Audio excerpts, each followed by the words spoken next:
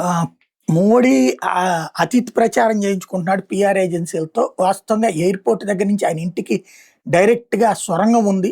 సొరంగంలోంచి ఎళ్ళకుండా అదేదో రోడ్డు మీదన వెళ్ళడం ఎందుకు? ఆ రోడ్డు మీద వెళ్ళడం కోసం ఓ ముప్పావు గంట సేపు ఆగడం ఎందుకు? నీట్ విద్యార్థుల విషయంలో డైవర్ట్ చేయడానికి అన్నట్టుగా ప్రచారం చేస్తున్నారు. కొంతమంది బిగింజేశారు. వీళ్ళు కొంత అవగాహన ఉన్నటువంటోళ్ళే నో డౌట్. బట్ ఇందులో కొంత మళ్ళీ వీళ్ళు మిస్‌కమ్యూనికేట్ చేస్తున్నదేంటంటే ఎయిర్‌పోర్ట్ నుండి ప్రధానింటికి స్వర్గ మార్గం ఉన్నది నిజం.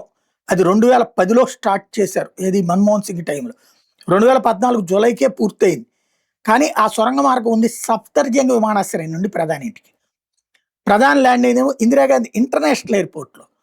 సొరంగం ఉన్నది సఫ్దర్జంగ్ విమానాశ్రయం కాబట్టి 2 విమానాశ్రయాలు పూర్తిగా వేరు. అక్కడేం చేయాలి?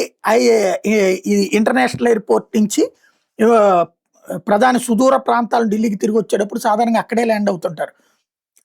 సఫ్దర్జంగ్ ఎయిర్‌పోర్ట్ కేవలం హెలికాప్టర్లు, చిన్న వీవీఐపీ విమానాల కోసం, అత్యవసర సేవల కోసం వాడతారు.